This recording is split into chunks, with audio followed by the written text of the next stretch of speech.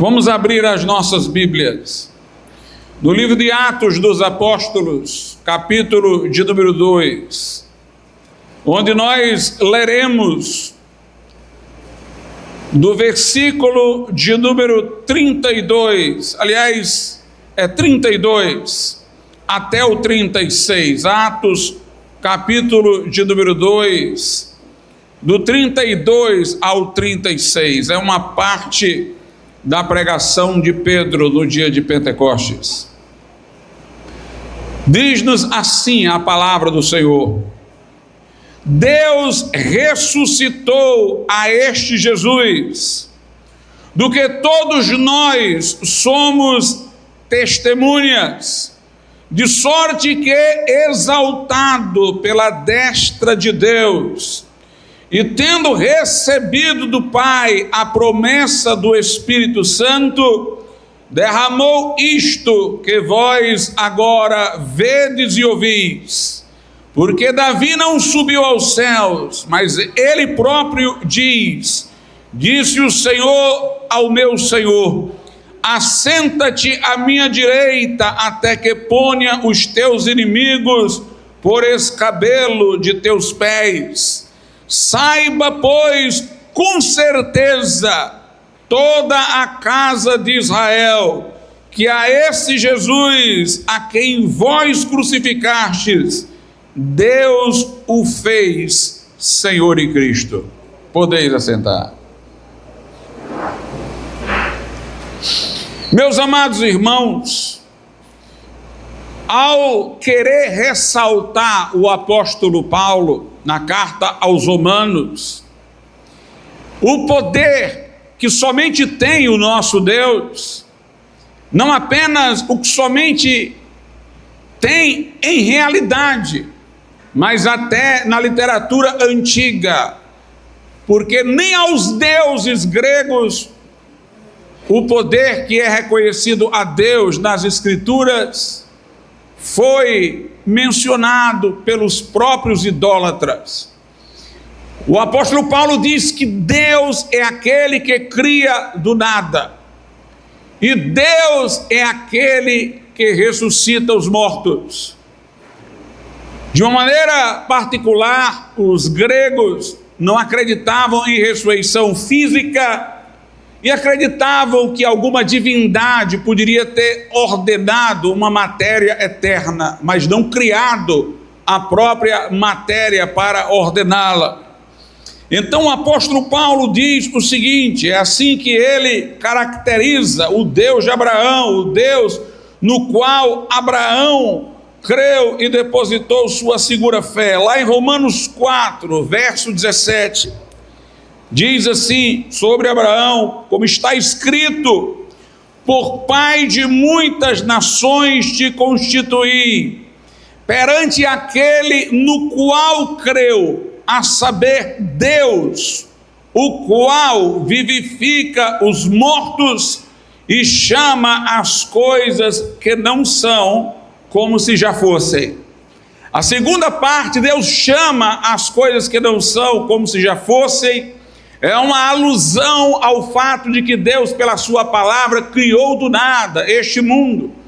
Disse: haja luz, e houve luz. Lá em Hebreus 11 diz que pela fé nós cremos que os mundos foram criados pela palavra de Deus. Ele deu ordem e tudo se fez. Ele falou aonde não havia e passou a existir aquilo que ele chamou à existência.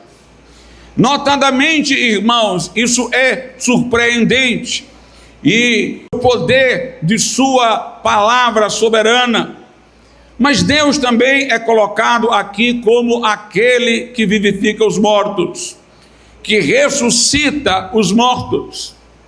E eu creio, até por causa lá do versículo 24, mais adiante, que a ênfase dada não é às ressurreições que ocorreram no Velho Testamento ou mesmo no Novo Testamento, antes da ressurreição de Jesus. Por exemplo, Lázaro ressuscitou, um profeta do Velho Testamento também trouxe uma vida de volta, mas estas pessoas tornaram a morrer.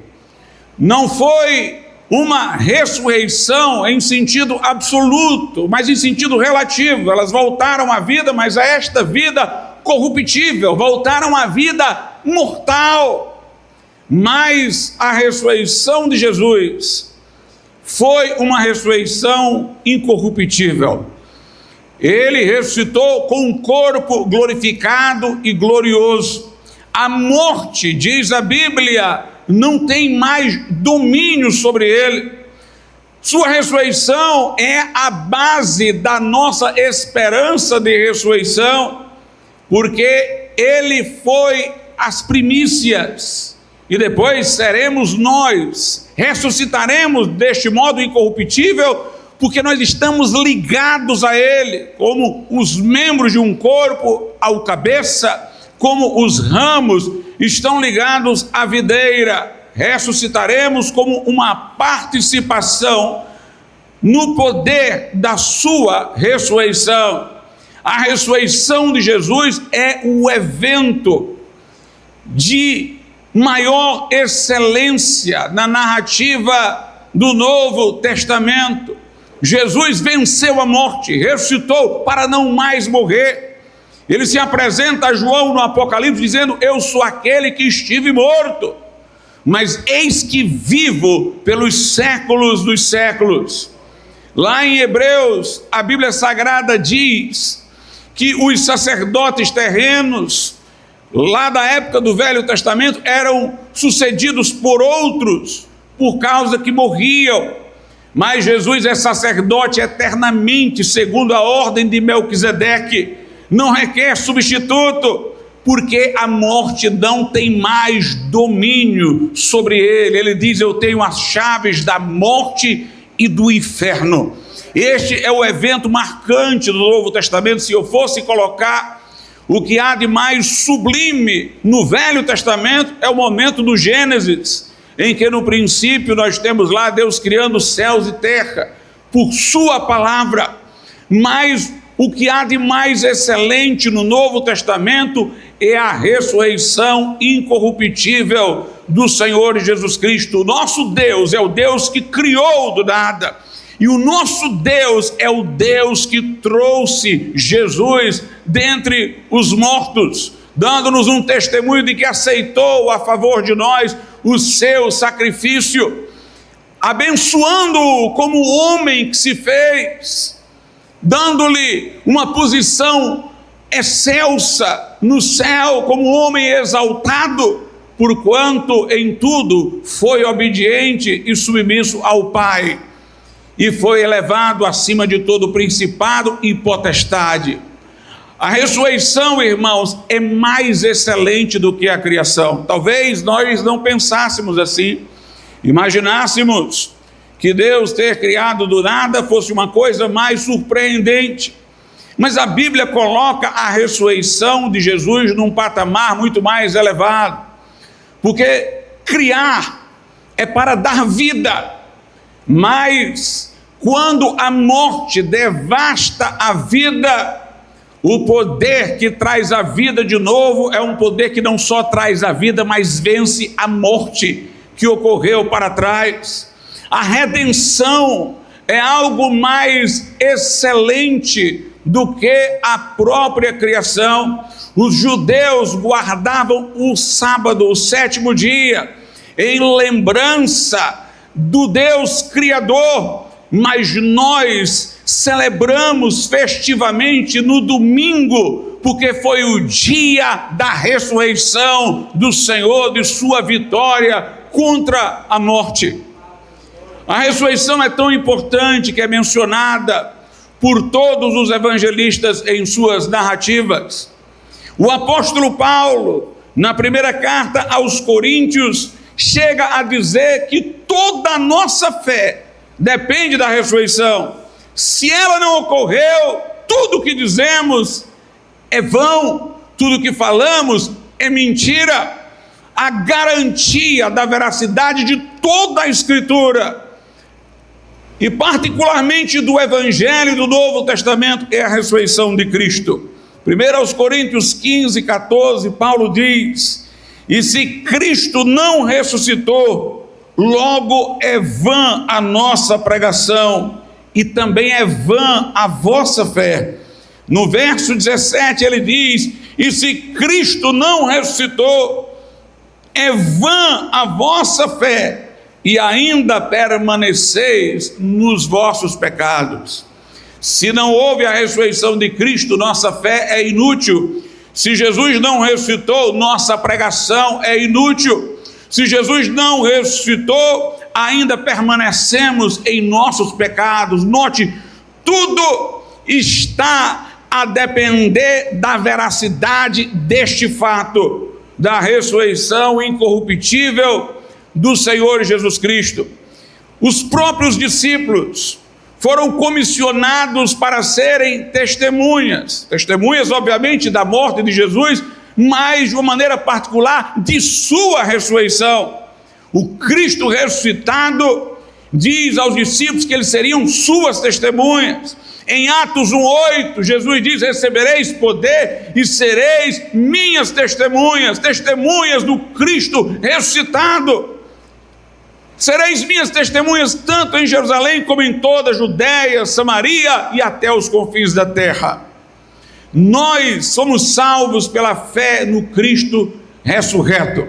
Romanos 10 diz: se com a tua boca confessares Jesus como Senhor, ou seja, Jesus agora não é um moribundo lá na cruz, Jesus agora é o Senhor exaltado no céu. Se com a tua boca confessares a Jesus como Senhor e em teu coração creres que Deus o ressuscitou dos mortos, serás salvo. O poder que Deus demonstrou ressuscitando a Cristo é visto com muito mais espanto, com muita maior surpresa do que o próprio poder que ele demonstrou quando criou os céus e a terra. Lá na carta aos Efésios, veja o que a Bíblia Sagrada diz, Efésios capítulo de número 1, a partir do versículo de número 16. Não cesso de dar graças a Deus por vós, lembrando-me de vós nas minhas orações, para que o Deus de nosso Senhor Jesus Cristo, o Pai da glória, vos dê em seu conhecimento o espírito de sabedoria e de revelação. Eu paro aqui para fazer uma observação. Note, Paulo está escrevendo uma carta, mas ele não está seguro de que ela será eficaz apenas pela leitura dos que aprenderam a ler, apenas pela apreensão do sentido intelectual da carta. Ele espera que durante a leitura do que ele tem escrito, e nós esperamos que durante a leitura da Bíblia, por parte dos crentes, haja esse espírito que revela, haja esse espírito de sabedoria. Há pessoas que sabem de verdades que não a impactam, e outras que as mesmas verdades se apresentam transformadoras em suas vidas. A diferença é que uma leu o texto, a outra não apenas leu, mas teve o espírito de sabedoria e de revelação. O verso 18 diz: tendo iluminados, é uma ação do Espírito no leitor, tendo iluminados os olhos do vosso entendimento. É preciso lermos a palavra com esta expectativa de termos revelação, de sermos alguém que vai ver coisas que Deus quer mostrar. É preciso que sejamos iluminados no entendimento pelo Espírito Santo, tendo iluminados os olhos do vosso entendimento, para que saibais qual seja a esperança da sua vocação e quais as riquezas da glória da sua herança nos santos. Note, nós precisamos saber de tudo que Deus nos destinou, irmãos. A Bíblia diz que Deus não nos deu o espírito do mundo, mas o espírito dele, de Deus, para compreendermos as coisas que gratuitamente nos foram dadas. Há crentes aí vivendo uma vida derrotada por desconhecerem ou por conhecerem apenas pela letra e não pela revelação, a grandeza daquilo que Deus reservou para todos nós, o que Jesus conquistou para todos nós. Essa mesma carta diz que Deus nos abençoou com toda sorte de bênçãos espirituais nas regiões celestiais em Cristo. Mas aí ele segue, para que, iluminados assim os olhos do entendimento, possamos ver também, versículo 19, qual a sobreexcelente grandeza do seu poder sobre nós, os que cremos. Note como ele coloca o poder de Deus em nível máximo. Ele fala da sobreexcelente grandeza do poder de Deus sobre nós, os que cremos, segundo a operação da força do seu poder. E você vai entender agora que poder sobreexcelente, elevado é esse. Versículo 20, é o poder que manifestou em Cristo, ressuscitando dentre os mortos e pondo-o à sua direita nos céus, acima de todo principado, e poder, e potestade, e domínio, e todo nome que se nomeia, não só neste século, mas também no vindouro, e sujeitou todas as coisas a seus pés, e sobre todas as coisas o constituiu como cabeça da igreja, que é o seu corpo, a plenitude daquele que cumpre tudo em todos. É assim que nós devemos ler a Bíblia, irmãos, buscando que Deus nos dê uma revelação, uma percepção destes fatos, que nós possamos ver tudo que nos está destinado, que nos foi dado em Cristo, que nós possamos ter um entendimento iluminado, para que possamos ver este poder sobreexcelente, grande, que trouxe Jesus dentre os mortos e que o entronizou à destra de Deus lá no céu, acima de todo principado, domínio e potestade. Paulo quer que você tenha uma visão de Cristo. Paulo quer que você veja o poder de Cristo que é a seu favor. Para isso você tem que ver a grandeza da ressurreição, a grandeza da ascensão, a posição eminente de Jesus, a sua glória e exaltação. Ele tem todas as coisas aos seus pés, ele é o cabeça da igreja, ele é aquele que cumpre tudo em todos. Ler a Bíblia é para ver isso, não com os olhos naturais, mas com a iluminação que o Espírito Santo dá.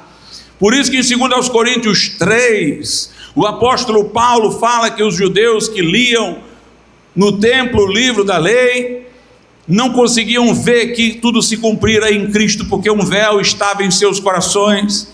Mas quando algum deles, diz Paulo, se volta para o Senhor, o véu é tirado.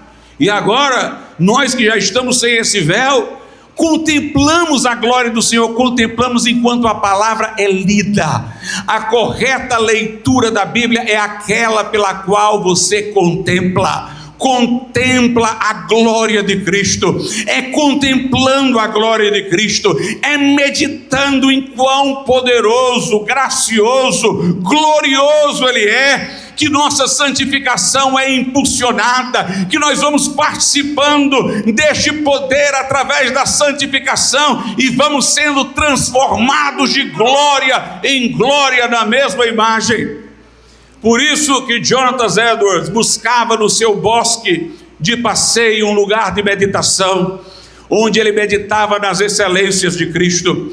Por isso o puritano John Owen, enquanto esteve enfermo, meditou na glória de Cristo, o que produziu um livro. Por isso que os puritanos, antes de pregarem para o povo, iam para um lugar recluso e ficavam pregando para si mesmos, para que quando eles fossem falar da glória de Cristo, essa já os tivesse afetado, para quando eles fossem falar do Cristo em sua excelência, eles já tivessem sido abatidos e prostrados como João no Apocalipse, diante daquele que era, que é e que há de vir. Uma visão da glória de Cristo, do poder que o trouxe dentre os mortos e o elevou à posição excelente. O nosso novo nascimento é uma participação na ressurreição de Cristo. Jesus é citado em João 20, 22, assoprou sobre os discípulos e disse: recebei o Espírito Santo. Soprar foi o ato de Deus no corpo de Adão, formado do pó, para este tornar-se alma vivente. Jesus soprou sobre os discípulos sua própria vida ressurreta. Naquele momento estava se cumprindo o que ele disse no Evangelho de João: eu vivo e vós vivereis. Estava se dando o que é dito na carta aos Efésios, que nós fomos vivificados juntamente com Cristo. Na verdade, a nova vida que temos em Cristo é a sua vida ressurreta, que nos é transmitida quando nós cremos. Nós temos participação na vida gloriosa, triunfal do Senhor e Salvador Jesus Cristo. O novo nascimento, irmãos, é um milagre poderoso de Deus. Nós devemos salientar mais isso. Um cego ver, um surdo ouvir é maravilhoso, mas o novo nascimento é um evento maravilhoso acima de tudo isso. Na verdade, eu nem consigo entender por que algumas pessoas que se chamam de tradicionais, elas têm dificuldade de crer em curas físicas, em milagres, como um cego vê, um surdo ouvir, e elas dizem crer no novo nascimento, como se o novo nascimento não fosse uma coisa surpreendente, muito mais do que uma cura física. Se Deus pode regenerar, comunicar-nos a vida ressurreta de Jesus para que triunfemos contra o pecado, meus irmãos, não é nada para Ele fazer um cego ver, um surdo ouvir ou um paralítico andar. Para você ter uma ideia do que eu estou dizendo, deixe-me explicar uma coisa. Os milagres de cura são acelerações de processos da natureza. Uma pessoa, por exemplo, que quebrou uma perna, o médico coloca aquela tala, e de certa maneira ele crê em Deus, ainda que não o saiba, porque ele crê no poder de calcificação, que vai o osso ali se estruturar dentro de um determinado tempo, com aquela pessoa usando aquela tala e sem forçar. Todo medicamento, todo tratamento conta com o conhecimento de como Deus fez o corpo humano e como ele funciona. E o médico acredita que vai fazer aquela intervenção e que vai haver um resultado, porque ele acredita nas forças da própria estrutura do corpo. Um milagre é quando Deus faz isso rapidamente. É quando Deus opera isso em aceleração maior. Ele de repente faz o osso quebrado se adequar, ele quebra uma perna desajeitada e remodela da maneira certa, ele faz o que está impedindo a visão sair e a pessoa vê. Portanto, é um milagre em que Deus age dentro de forças naturais, dando a elas uma aceleração sobrenatural. Mas o novo nascimento não. O novo nascimento não é remendo, não é reforma, não aproveita nada de antes. É um milagre inteiro. Por isso Jesus disse: o que é nascido da carne é carne, não tem jeito. Deus não vai aperfeiçoar o nascido da carne, Deus não vai ajeitar o nascimento da carne. O que é nascido da carne é carne. Eu estou falando de nascer de novo do Espírito. É um novo nascimento de uma outra fonte, não é um remendo, não é uma reforma, é algo totalmente novo. Aquele que está em Cristo, nova criatura é, as coisas velhas já passaram, e eis que tudo se fez novo. Nós agora renascemos não de semente corruptível, mas da incorruptível, que é a palavra de Deus.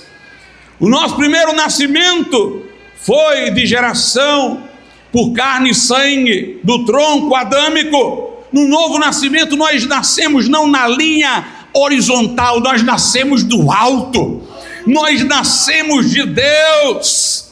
Na verdade, meus irmãos, Jesus poderia até talvez tentar explicar uma cura física do jeito que eu fiz aqui. Mas quando Nicodemos quis que ele explicasse o novo nascimento, aí não deu. Jesus disse: olha, o vento sopra onde quer. Ninguém sabe de onde vem nem para onde vai, assim aquele que é nascido do Espírito. Não tem como eu explicar. E Nicodemos insistia: como pode ser isso? Jesus disse: olha, eu tentei comparar com o nascimento, que é uma coisa que você entende. Falei de coisas terrenas, você não entendeu? Imagine se eu lhe falar das coisas celestiais. Não é à toa, irmãos, que os mesmos que têm desacreditado dos milagres como cura divina, também têm passado, ainda que não o digam abertamente, a desacreditar do novo nascimento. Nós temos hoje um problema não só de não estarmos vendo, como já vimos em tempos de outrora, muitas operações de Deus, de curas e milagres, mas nós temos visto poucas transformações radicais que evidenciem a força e o poder do novo nascimento. Nós temos tido pessoas que parece que os irmãos querem educá-los a serem crentes, instruí-los com bons conselhos, mas eles estão entravados porque é preciso o poder do novo nascimento. Eu quero ver um apóstolo Paulo, perseguidor da igreja, virar um apóstolo perseguido. Eu quero ver um Zaqueu rico dizendo: metade do que eu tenho dou aos pobres, se eu defraudei alguém, restituo quadruplicadamente. Eu quero ver uma Maria Madalena possessa de demônios sendo liberta. Eu quero ver um drogado de uma hora para outra ter as cadeias das drogas quebradas, do álcool quebrado. Eu quero ver prostitutas de repente sendo puras pelo poder do Evangelho. Por isso nós não precisamos, irmãos, fazer o poder de Deus ficar compartimentado. O Deus que cura cego é o Deus que transforma um Paulo, é o Deus que transforma um Zaqueu. Se eu não acreditar que Deus cura um cego, um surdo, um mudo, como é que eu vou acreditar que Deus transforma vidas assim tão poderosamente? A igreja vai terminar se tornando só uma agência educativa, mas o Evangelho que pregamos não consiste em palavras persuasivas de sabedoria humana, mas em demonstração do Espírito e de poder. E de poder. E a vida ressurreta de Jesus em nós, que nos garante vitória contra depressões, melancolias. Só o que nós temos hoje são pessoas sofrendo de coisas dessa natureza. Mas, meus amados irmãos, o crente, apesar de ser abalável, ele tem um poder de ressurreição.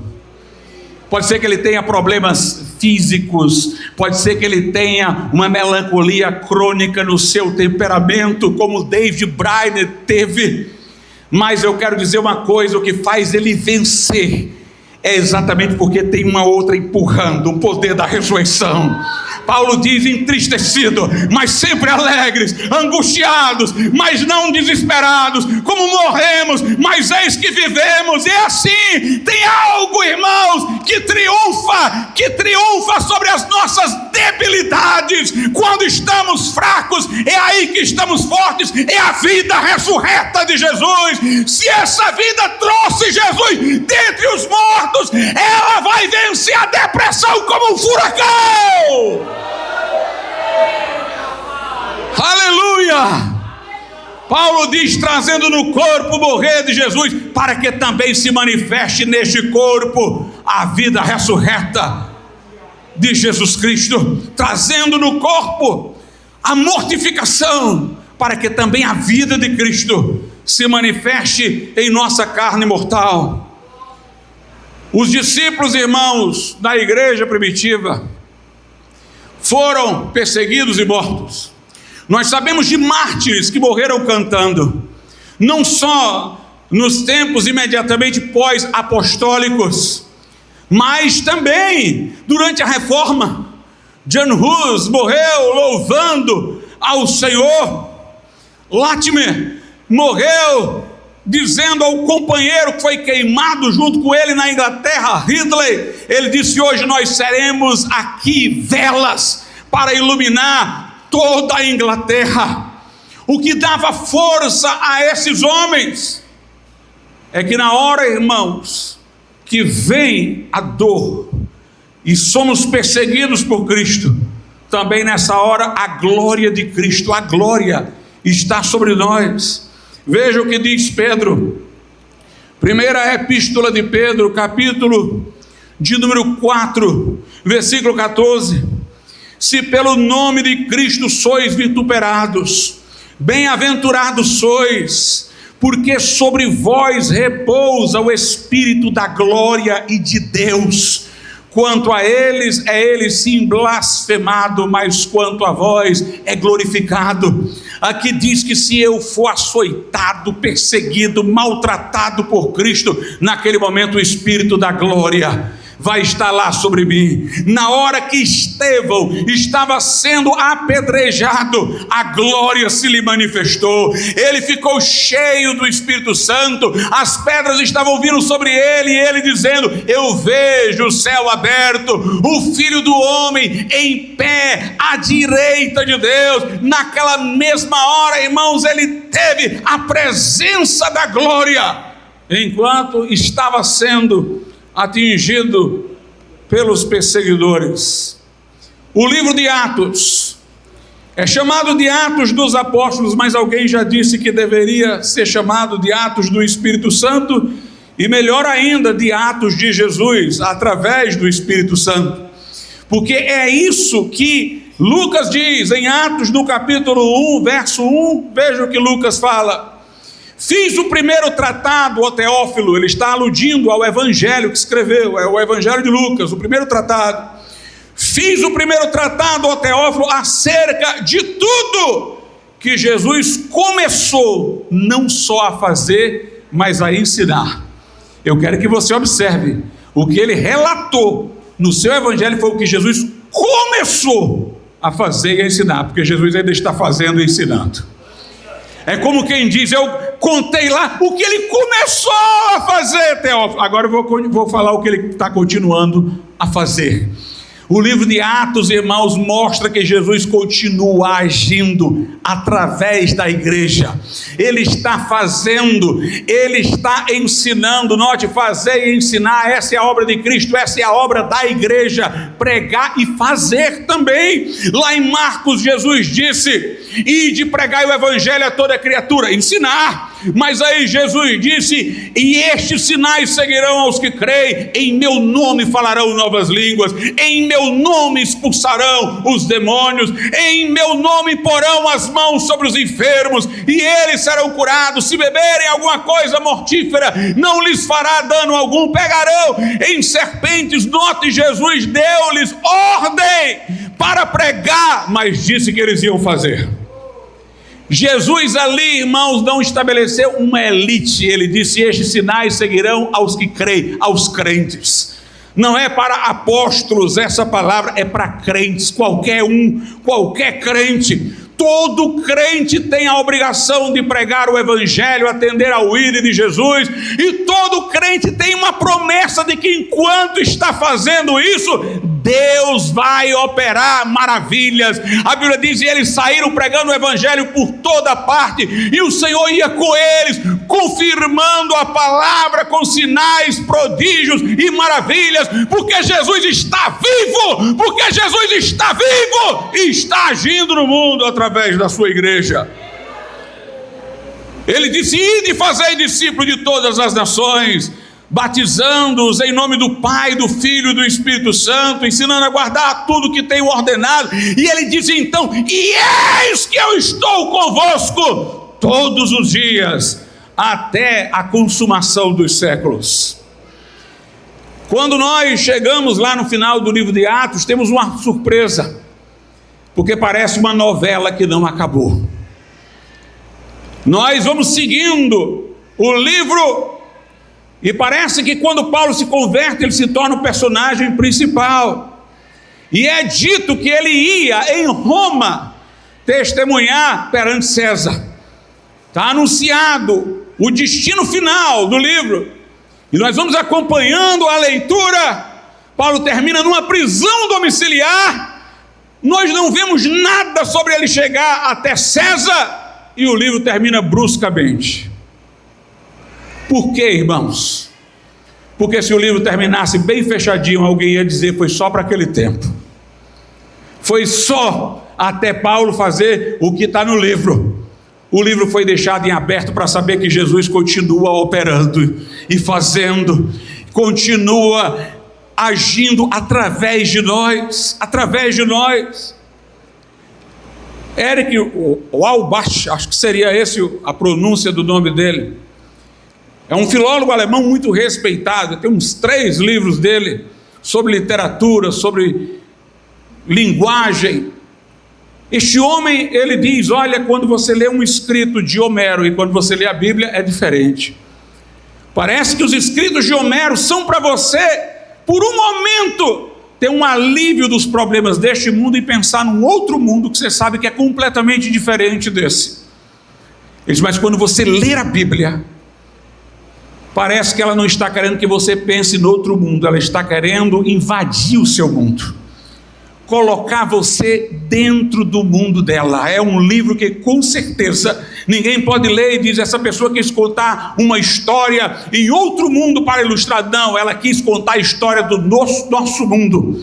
Ela quis lhe colocar dentro de uma história. A Bíblia tem predominantemente narrativas, histórias. As histórias vão se desenrolando para envolver você. Elas falam de lugares e reinos nos quais nós estamos implicados, direta ou indiretamente. A Bíblia é para ser lida de maneira que nós nos vejamos dentro dela.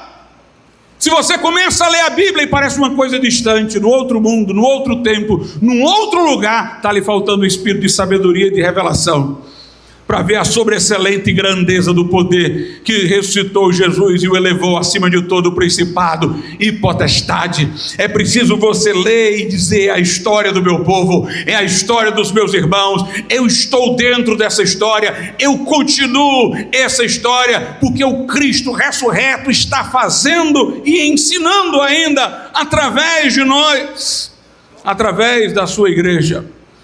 Jesus deu ordem de pregar e prometeu capacitação. Ele disse: recebereis poder ao descer sobre vós o Espírito Santo, sereis minhas testemunhas, tanto em Jerusalém como em toda a Judéia, Samaria, até os confins da terra. Pedro diz que esta promessa diz respeito a nós, aos nossos filhos, aos que estão longe, a tantos quanto Deus nosso Senhor chamar. O Jesus que batiza no Espírito Santo, irmãos, está batizando no Espírito Santo ainda, está agindo ainda, está operando ainda em nossas vidas.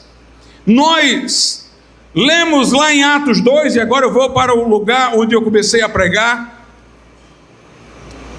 uma associação da exaltação de Cristo com a promessa do Espírito Santo, que Jesus disse: estará convosco para sempre. Aqui em Atos 2 nós lemos, vou reler, a partir do 32, diz: Deus ressuscitou a este Jesus, do que todos nós somos testemunhas, de sorte que, exaltado pela destra de Deus, e tendo recebido do Pai a promessa do Espírito Santo, derramou isto, que vós agora vedes e ouvis. O derramamento do Espírito Santo de Deus, irmãos, pode ser visto e pode ser ouvido. É algo que Pedro aqui recorre para dizer àquelas pessoas que não há dúvida de que ele ressuscitou, não há dúvida de que Jesus está à destra de Deus, porque não haveria como explicar o que eles testemunharam, viram e ouviram. E então ele segue, eu releio o 33, de sorte que exaltado pela destra de Deus, e tendo recebido do Pai a promessa do Espírito Santo, derramou isto que vós agora vedes e ouvis, porque Davi não subiu aos céus, mas ele próprio disse o Senhor ao meu Senhor, assenta-te à minha direita, até que ponha os teus inimigos por escabelo de teus pés. Saiba, pois, com certeza, ou seja, vocês têm evidências suficientes, toda a casa de Israel, que a esse Jesus, a quem vós crucificastes, Deus o fez Senhor e Cristo. T.L. Osborne disse uma coisa muito importante, ele disse: ser testemunha não é só falar que viu, que soube, principalmente nós que não estivemos lá na época que Jesus morreu e ressuscitou. Ser testemunha é produzir provas. Nós somos produtores de provas. Pedro está dizendo: olha, essas pessoas falaram línguas aqui, pessoas de vários lugares, reconheceram o que foi dito em suas próprias línguas. Como é que vocês explicam isso? Eu explico citando um texto que vocês sabem. Davi falou que o Messias seria exaltado, subiria aos céus, e esse Jesus que vocês crucificaram, Deus o exaltou, e ele recebeu a promessa e derramou isto que vós agora vedes e ouvis. Portanto, irmãos, coisas têm que acontecer, porque Jesus está vivo, está ressuscitado, está exaltado à destra do Pai. Aqui em Atos dos Apóstolos, no capítulo de número 5, nós temos algo semelhante, a partir do versículo de número 30. O Deus de nossos pais, diz aqui o apóstolo, ressuscitou a Jesus, ao qual vós matastes, suspendendo-o no madeiro. Deus com a sua destra o elevou a príncipe e salvador, para dar a Israel o arrependimento e a remissão de pecados. E nós somos testemunhas acerca destas palavras, nós e também o Espírito Santo que Deus deu àqueles que lhe obedecem. Note, eles dizem: nós somos testemunhas. O Espírito Santo está testemunhando. O Espírito Santo está testemunhando com sinais, prodígios e maravilhas, que Jesus está elevado como príncipe, está à destra de Deus.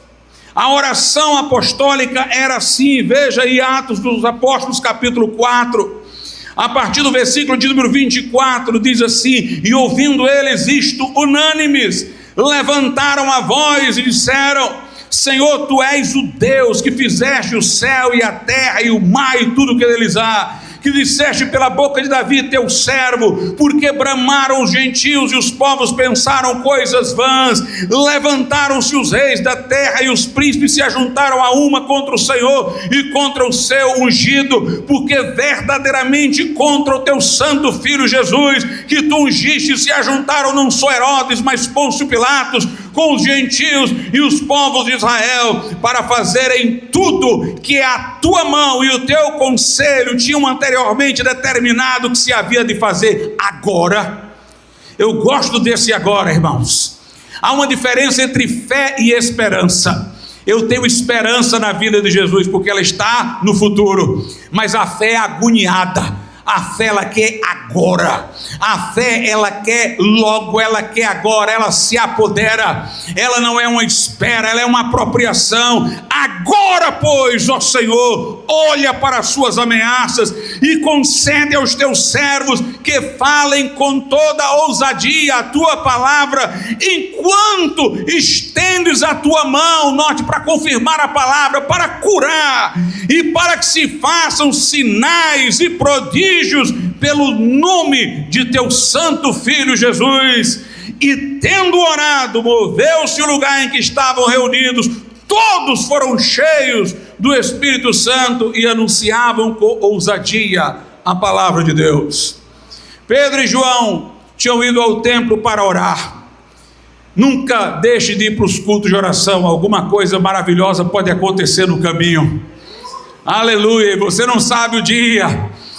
Aleluia, nunca deixe de se reunir, você não sabe qual é o dia que Jesus vai aparecer, como apareceu aos discípulos e Tomé não estava. nunca deixe de se reunir. Você não sabe qual é o dia em que todos vão ser cheios do Espírito Santo, e naquele dia dos 500 discípulos estavam 120 e 380 não estavam, e Pedro e João foram orar, e naquele dia Deus agiu através deles. O coxo pediu uma esmola, eles disseram: não temos ouro nem prata, mas o que temos, isso te damos.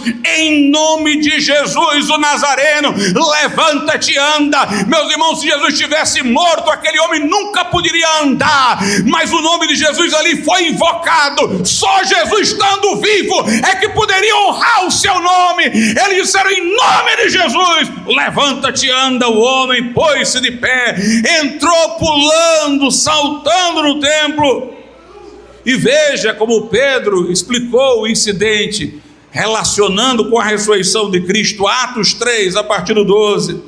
E quando Pedro viu isto, disse ao povo: homens israelitas, por que vos maravilhais disto? Ou porque olhais tanto para nós, como se por nosso próprio poder ou santidade fizéssemos andar este homem?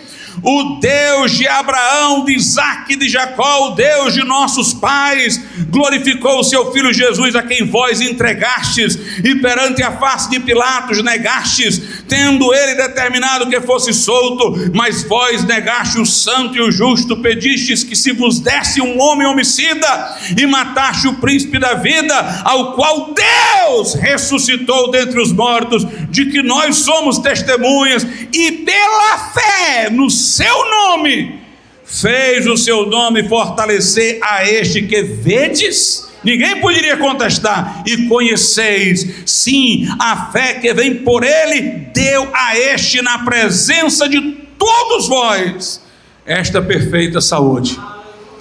Quando as autoridades chegaram para encurralar, porque aqui Pedro e João estavam falando com o povo, mas as autoridades chegaram para os encurralar e pressionar. Veja o que eles disseram, Atos 4, a partir do 8.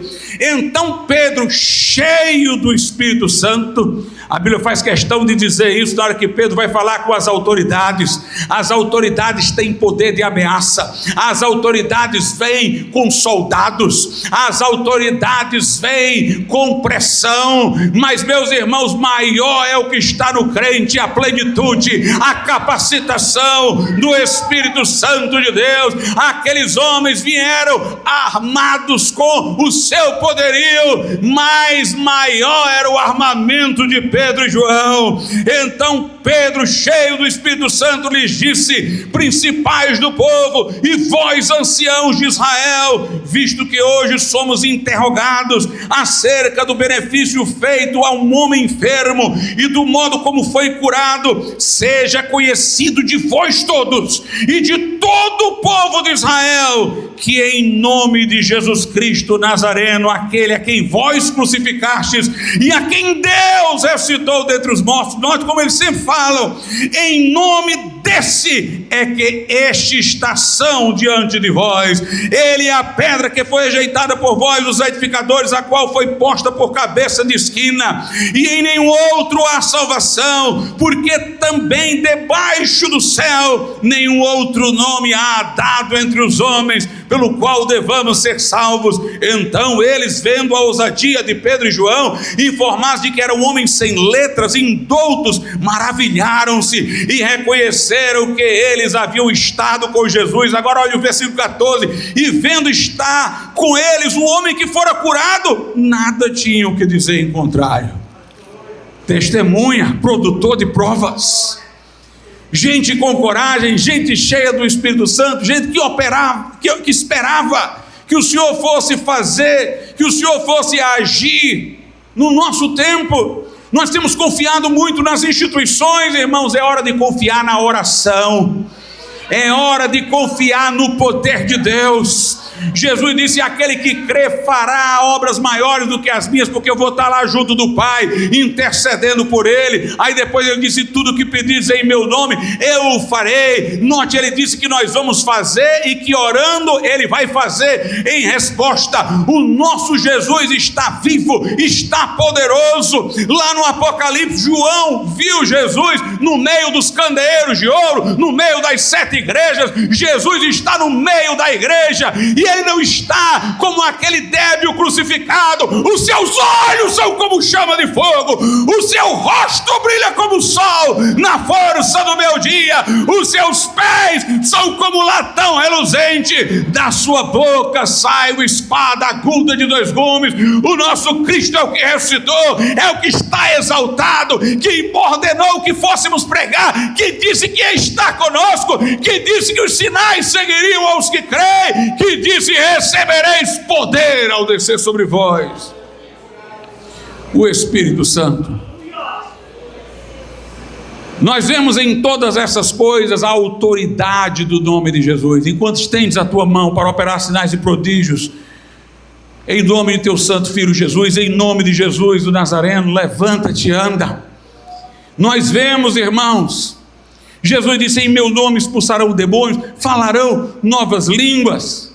Nós temos a autoridade do nome de Jesus, porque nós fomos vivificados juntamente com Ele, estamos de modo espiritual assentados com Ele nas regiões celestiais.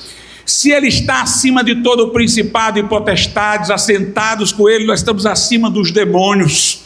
Nós não falamos com o demônio conversando como Eva, nós falamos com o demônio dando ordem, de cima para baixo, porque nós não estamos nivelados, nós estamos assentados em regiões celestiais com Cristo. Nós dizemos: em nome de Jesus, sai, em nome de Jesus. Nós temos que entender que o nome de Jesus não é uma fórmula, não é uma palavra mágica, é você entender que está unido a Ele e falar com a autoridade da posição que Ele ocupa. Lá na carta aos Filipenses, o apóstolo Paulo fala da glória de Cristo, meus irmãos, exaltado.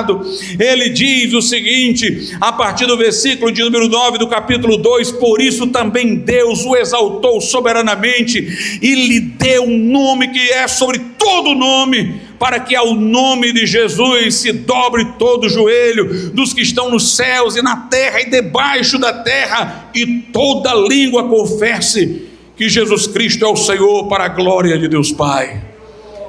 Nós temos que ter um espírito de sabedoria e de revelação.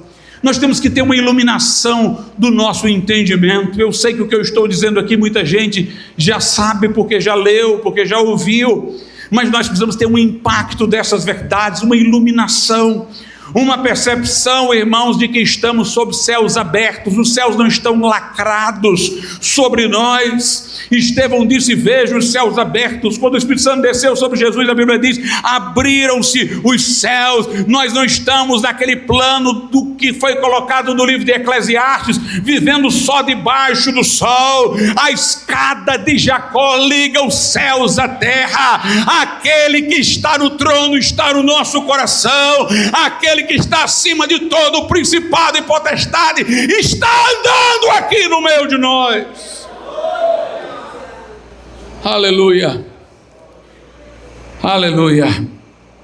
É interessante como as pessoas, elas querem não Jesus, não a glória de Cristo, não se vincularem a Cristo, elas querem só o poder. Muita gente que acompanhava Jesus queria ver como é que ele curava. Como quem diz: tem aí um truque, tem aí uma fórmula mágica, que a gente acompanha ele, aprende como faz, e depois não precisa mais dele não. É bom estar atrás dele, enquanto só ele sabe como fazer isso. Mas quando a gente aprender, pronto, a gente não precisa. Tem gente que é assim, ele quer aprender alguma coisa de como é que é feito, mas depois ele não quer saber. Ele não quer saber de Jesus. E Jesus, para deixar claro, irmãos, que não era um método, uma fórmula, ele agia sempre de maneira diferente. Jesus, num lugar, curou os enfermos impondo as mãos. A um cego, Jesus curou dizendo: vê, com a sua palavra.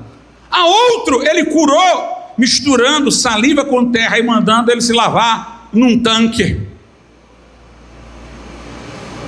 Uma mulher foi curada tocando no manto de Jesus. Foi curada do seu fluxo de sangue. Sempre acontecia de uma forma diferente. Tinha gente que dizia: o truque é esse, vamos ver de novo aqui para ver se eu aprendi. Jesus fazia outra coisa. Fazia outra coisa. Porque, meus irmãos, é Ele. Não é algo, é Ele. É Jesus. Nós vemos na Bíblia outros. Teve uns judeus exorcistas que viram Paulo expulsando demônios. Vamos ver como é que ele faz. E vamos fazer igual. Como se fosse um método. E chegaram para pessoas endemoniadas e disseram: sai em nome de Jesus, a quem Paulo prega. E os demônios disseram: sabemos quem é Jesus e quem é Paulo, mas vocês quem são? E tome peia desses homens. O endemoniado voou sobre eles. Simão, lá de Samaria, viu os discípulos impondo as mãos. Pedro e João impondo as mãos e as pessoas recebendo o Espírito Santo. E ele achou que era um método, um modo. Ele ofereceu dinheiro: me ensinem como é que eu faço para impor as mãos e as pessoas receberem o Espírito Santo.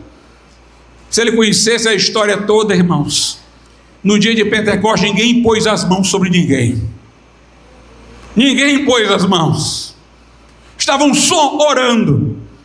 Os discípulos no dia de Pentecostes nem sabiam que haveriam de falar em línguas.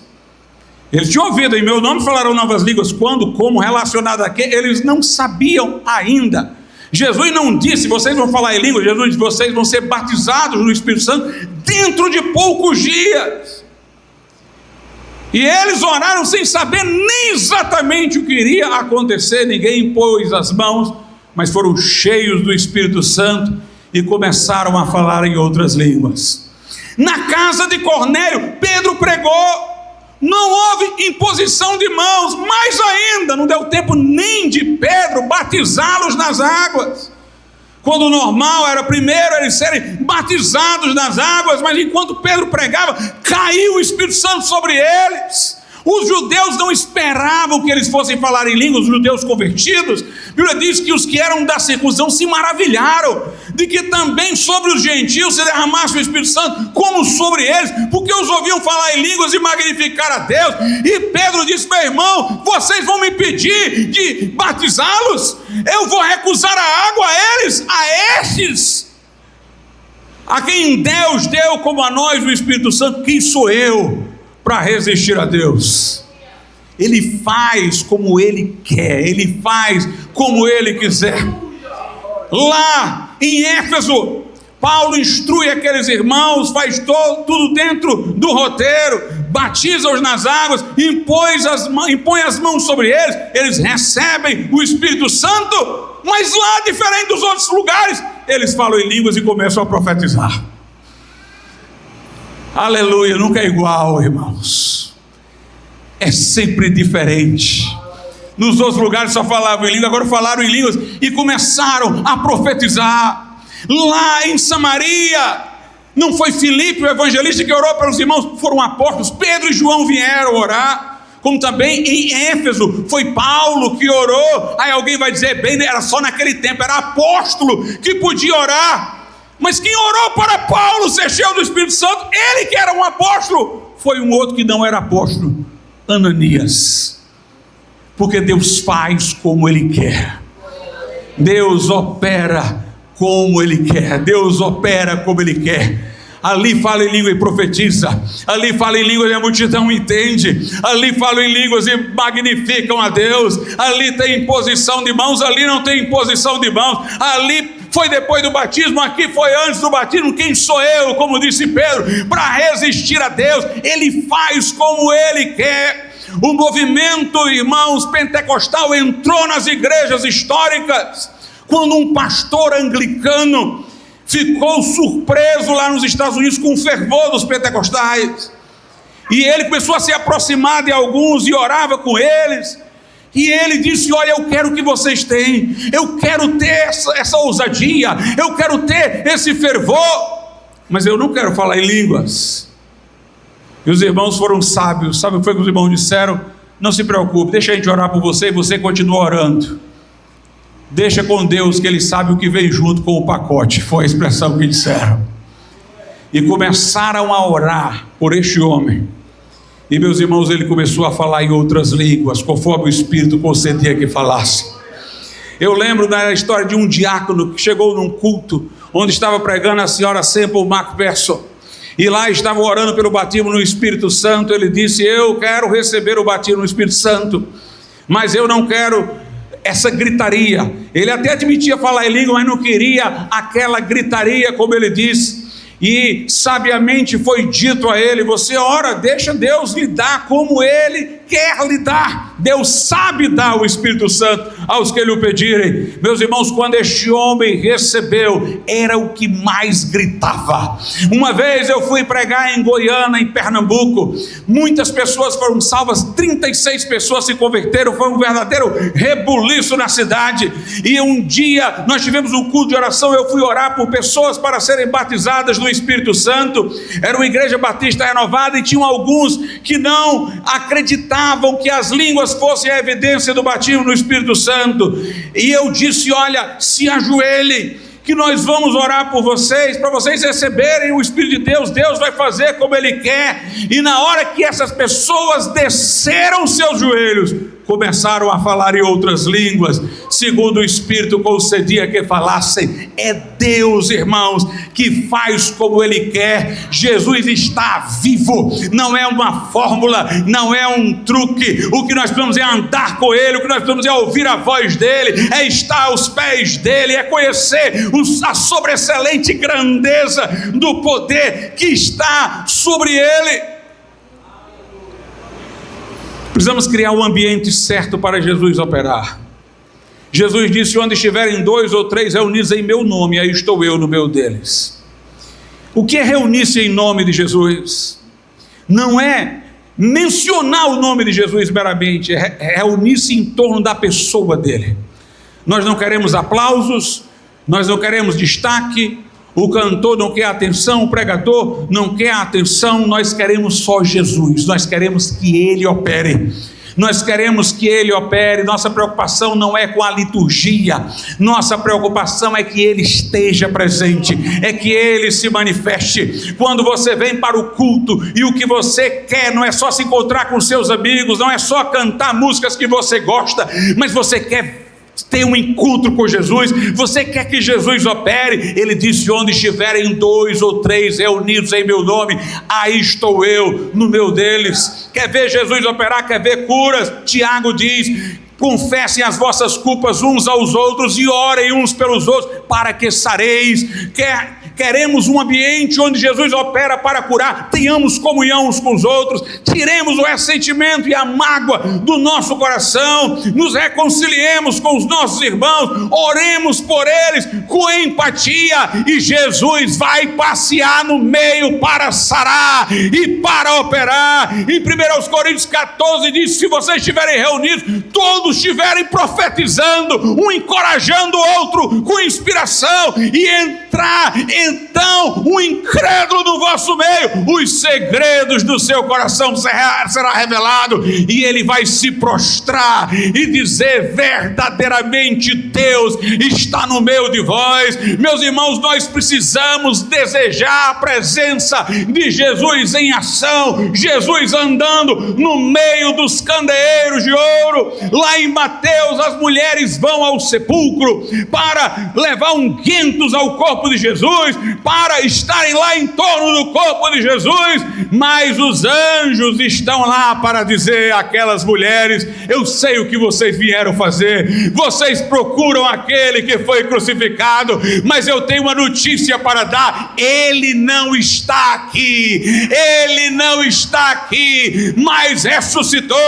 Deixa as relíquias para o católico, deixa a visitação de túmulo para católico. O nosso objetivo objetivo não é viver da memória passada de Jesus, que morreu. Não é apenas ir a um sepulcro para visitar, não é apenas tocar numa relíquia, olhar para uma imagem. Deixa para os romanistas isso daí. Meus irmãos, pare de procurar um Cristo da história do passado. Ele está aqui, Ele ressuscitou. O anjo disse: Ele vai se encontrar com vocês adiante. Aleluia, aleluia. Não seja como os discípulos de Emaús, que estavam andando com Jesus sem saber que era Ele. Jesus está entre nós. Não seja como alguém que desconhece isso. Você porventura não está sentindo a palavra arder no seu coração, como ardeu no coração dos discípulos de Emaús? Jesus está vivo e poderoso no nosso meio, está exaltado. Quem manda não é nenhum Supremo Tribunal Federal do Brasil, não é a ONU. Quem está sobre tudo e sobre todos é Jesus de Nazaré, exaltado. Vamos crer, vamos pedir o Espírito de revelação, iluminação do nosso entendimento, para ver aquele que está acima de todo principado e potestade, para ver aquele que caminha no nosso meio e tem os 7 Espíritos de Deus. Jesus é o mesmo ontem, hoje e o será eternamente. Ele está no nosso meio, Ele está aqui para curar, para batizar no Espírito Santo, para falar ao teu coração, para chamar vidas, para santificar, para te dar vitória, para fazer de você um instrumento poderoso em suas mãos. Ó Jesus, dá-nos o espírito de sabedoria e de revelação, para vermos neste livro, Pai, não apenas letras, mas o Cristo vivo, triunfante, para entrarmos na história da Bíblia, para a Bíblia entrar na nossa história, para vermos as maravilhas do Senhor. Surpreende os crentes, ó Pai, manifesta a tua soberania, teu governo, tua ação, teu poder. Faz maravilhas nestes dias. Que haja, meu Deus, o espírito de oração, que pessoas estejam clamando, meu Deus, para o Senhor fazer uma obra em nosso tempo, para o mundo, meu Deus, saber que há testemunhas produtoras de provas da ressurreição de Cristo. Abre a boca dos crentes para anunciar da plenitude do Espírito Santo. Cura os doentes, cura os enfermos que estiverem aqui nessa noite. Cura agora, Pai, seja qual for a enfermidade, cura! Em nome de Jesus. Cura em nome de Jesus. Vamos cantar, irmão Fabiano. O Espírito de Deus está aqui, operando em nossos corações.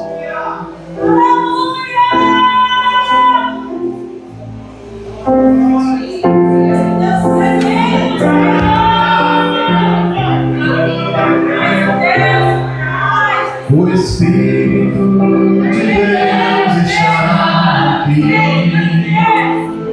Se você estiver enfermo, vem à frente. Vamos orar por você nessa noite.